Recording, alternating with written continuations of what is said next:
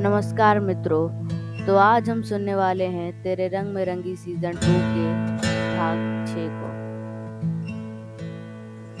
अगला दिन हर जी सवेरे सवेरे ही पहाड़ी वाले मंदिर आए थे देवी माँ के दर्शन के लिए। वो दर्शन करके सीढ़ियों से उतर ही रहे थे कि तभी उनका पैर फिसल गया और वो लड़खड़ाकर सीढ़ियों से नीचे लुढ़कने लगे। सुबह का समय था, इसलिए मंदिर में ज्यादा लोग नहीं थे और ऊपर से ये ऋषिकेश का थोड़ा ठंडा इलाका था, जहाँ पर ठंड थोड़ी ज़्यादा होती थी, जिस कारण यहाँ पर और भी कोई व्यक्ति नहीं दिख रहा था। बस जो दर्शन करने आए थे वही इक्का दुक्का लोग थे। हर्ष जी लुढ़कते हुए सीढ़ियों से नीचे गिर ही रहे थे। इत्तेफाक से आज मीरा भी सुबह सुबह इसी मंदिर में आई थी। वो हर्ष जी को नहीं जानती थी, पर उसने जब हर्ष जी को सीढ़ियों से नीचे लुढ़कते देखा तो उन्हें बचाने के लिए तेजी से उनकी तरफ दौड़ी। पर जब तक वो हर्ष जी के पास पहुंची तब तक हर्ष जी मंदिर की सबसे अंतिम सीढ़ी पर पहुंच गए थे। मीरा ने देखा हर्ष जी के सिर से काफी खून बह रहा था और हर्ष जी अपने होश में नहीं थे।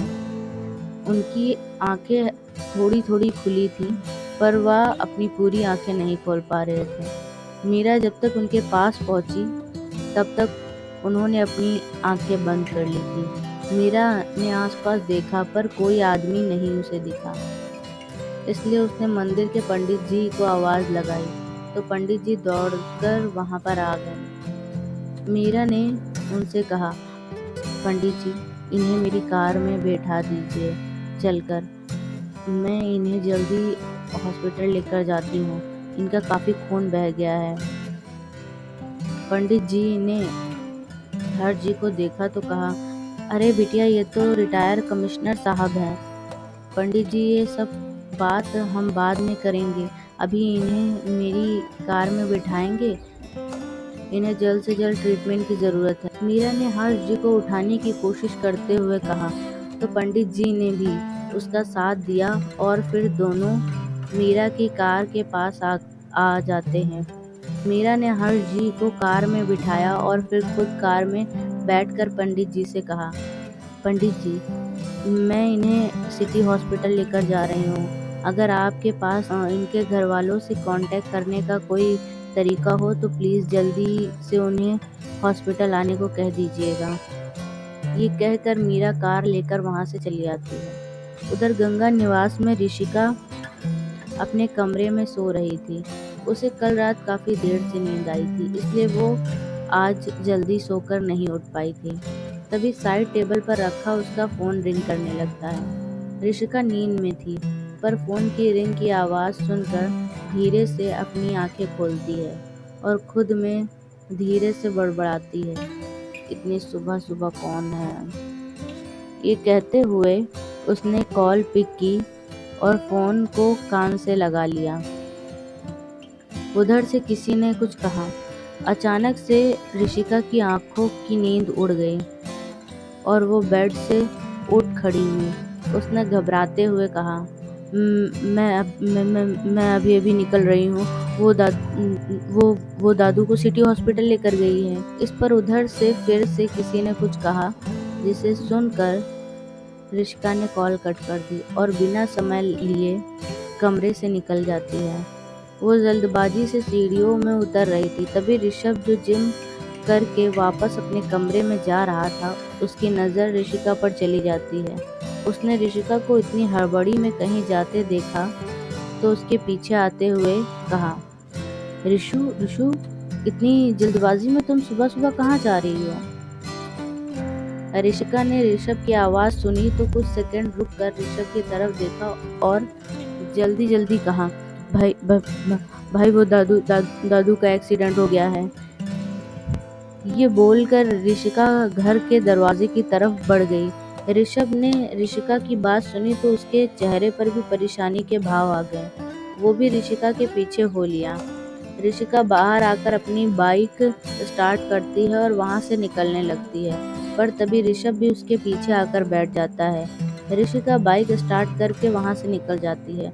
कुछ देर में दोनों सिटी हॉस्पिटल पहुंच जाते हैं। दोनों जल्दी से रिसेप्शन पर अभी जो पेशेंट आए हैं उनके बारे में पूछते हैं तो रिसेप्शनिस्ट उन्हें ऊटी की तरफ जाने को कह देती है। दोनों घबराते हुए जल्दी से ऊटी के पास आते हैं। रूम के बाहर कुछ डॉक्टर मीरा से कुछ बात कर रहे थे। ऋषिका जल्दी से डॉक्टर के पास आकर कहती है, डॉक्टर मेरे दादू कैसे हैं? क्या उन्हें ज्यादा चोट आई है? ऋषिका की आवाज में घबराहट और चिंता साफ नजर आ रही थी। मीरा ने ऋषिका की आवाज सुनी तो उसकी तरफ देखा। डॉक्टर जो मीरा से बात कर रहे थे वो ऋषिका की तरफ देखकर कहते हैं, जी आप कौन? इस पर ऋषिका कुछ कहती उससे पहले ऋषभ डॉक्टर के पास आकर कहता है, डॉक्टर जिनका एक्सीडेंट हुआ है वो हमारे दादाजी हैं। उनकी कंडीशन अब कैसी है? इस पर मीरा ने ऋषभ की तरफ देखा और कहा, उनकी कंडीशन ठीक नहीं है। उन्हें एबी पॉजिटिव ब्लड की जरूरत है। आप जल्दी से उसका अरेंजमेंट कीजिए। पेशेंट का बहुत ब्लड बह गया है। हमें जल्द से जल्द उन्हें ब्लड चढ़ाना होगा। आप में से जिसका भी ब्लड एबी पॉजिटिव हो वो ब्लड दे सकता है। इस पर ऋषिका ने कहा, डॉक्टर आप मेरा ब्लड ले लीजिए। मेरा ब्लड ग्रुप ओ नेगेटिव है। डॉक्टर ने सुना तो एक नर्स से कहा, आप इन्हें लेकर अपने साथ जाइए। मीरा डॉक्टर के साथ उनके कैबिन में चली गई। ऋषभ भी डॉक्टर के पीछे पीछे उनके कैबिन में चला गया। प्रोफेशन से मीरा एक डॉक्टर थी। उसने अपने पापा का बिजनेस तो कुछ समय पहले ही संभाला था। उत्तराखंड में कई सारे हॉस्पिटल मीरा के नाम से चल रहे थे। मीरा ज़्यादा ऑपरेशन ऑपरेट नहीं करती थी, पर आज तक जितने भी उसने ऑपरेशन ऑपरेट किए थे वो सक्सेसफुल ही रहे थे। इस हॉस्पिटल के भी डॉक्टर्स मीरा को अच्छे से जानते थे, इसीलिए जब वह हर्ष जी को लेकर आई तो उनका ट्रीटमेंट जल्दी ही स्टार्ट कर दिया गया। ऋषभ डॉक्टर से हर्ष जी की पूरी कंडीशन जानने के बाद ऊटी के बाहर आ जाता है। उसने घर में इस बारे में किसी को नहीं बताया था, क्योंकि वो जानता था इससे दादी जी की तबीयत और भी खराब हो जाएगी। वैसे भी काफी समय से उनकी सेहत कुछ ठीक नहीं चल रही थी। ऐसे में उन्हें इस बारे में बताना यानी उनकी जान को खतरे में डालना था। ऑपरेशन करने से पहले हॉस्पिटल की तरफ से ऋषभ को कुछ पेपर साइन करने के लिए दिए गए, जो कि फॉर्मेलिटी के लिए थे। ऋषभ ने भी पेपर्स को थोड़ा बहुत पढ़ा और उस पर साइन कर दिया। कुछ देर में ऑपरेशन शुरू हुआ। कुछ घंटे बाद मीरा कुछ डॉक्टर्स के साथ ऊटी से बाहर आई। ऋषभ ने मीरा को देखा तो कहा, डॉक्टर अब दादाजी कैसे हैं? मीरा ने सामान्य भाव के साथ कहा, अब वो खतरे से बाहर हैं। अगर सब ठीक रहा तो शायद उन्हें शाम तक होश आ जाए। ऋषभ ने मीरा और बाकी डॉक्टर्स की तरफ देखकर कहा, थैंक यू डॉक्टर, मेरे दादू की जान बचाने के लिए। इस पर एक डॉक्टर ने कहा, थैंक यू आप हमें नहीं मिस मीरा को कहिए। यही आपके दादाजी को सही समय पर हॉस्पिटल लेकर आए और इन्होंने ही इस ऑपरेशन को सक्सेसफुल बनाया है। ऋषभ ने डॉक्टर्स की बात सुनी तो मीरा की तरफ देखकर कहा, थैंक यू डॉक्टर, मेरे दादू को बचाने के लिए। अरे सर प्लीज ऐसा मत कहिए, ये मेरा फर्ज था। आपके दादाजी की जगह कोई भी होता तो मैं यही करती। ये कहकर मीरा वहाँ से जाने लगी। अभी वो कुछ कदम ही चली थी कि अचानक से उसके आंखों के सामने अंधेरा छाने लगा। ऋषिका दादाजी को ब्लड देने के बाद कुछ देर रेस्ट करने के बाद वो दादाजी को देखने के लिए आ ही रही थी कि तभी उसने मीरा को लड़खड़ाते देखा, तो जल्दी से उसके पास आकर उसे संभालते हुए नर्स को आवाज लगाई, नर्स नर्स। ऋषभ ने ऋषिका की आवाज सुनी तो आवाज की दिशा में देखा। ऋषिका मीरा को संभाल रही थी। तभी एक नर्स भी मीरा को आकर संभालने लगती है। ऋषभ भी मीरा के पास आ जाता है।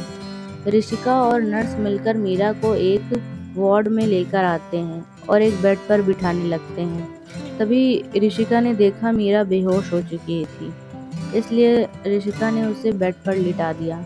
कुछ देर में एक लेडी डॉक्टर आकर मीरा को चेक करती है और कुछ देर चेक करने के बाद ऋषिका की तरफ देखकर कहती हैं, वैसे तो ये ठीक है, शायद कमजोरी की वजह से चक्कर आ गया।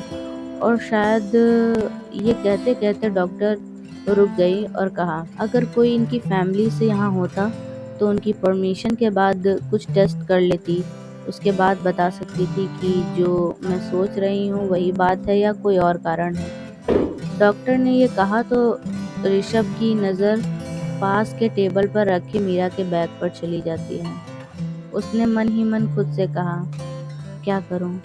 इनका पर्स खोलकर देखूं, शायद इनकी फैमिली से कोई कांटेक्ट करने का रास्ता मिल जाए।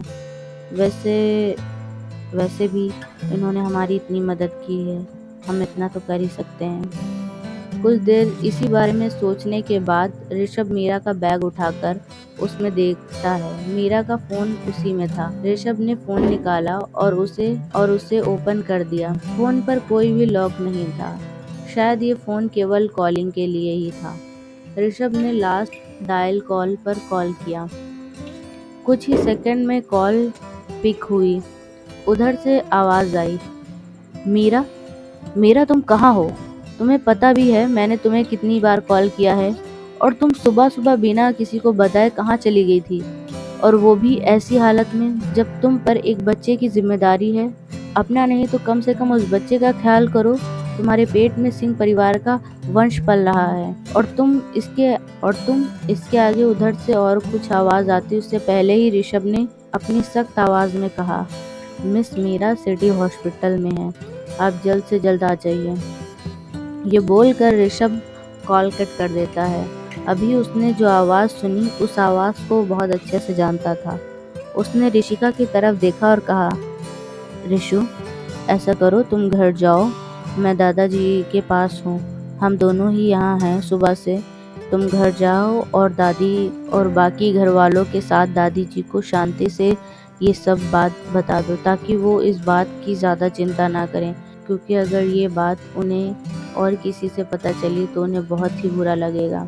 अच्छा होगा कि हम दादी जी को ये बात खुद बताएं। ऋषिका अपने दादू को छोड़कर जाना तो नहीं चाहती थी, पर ऋषभ की बात सही थी, इसलिए वो घर चली जाती है।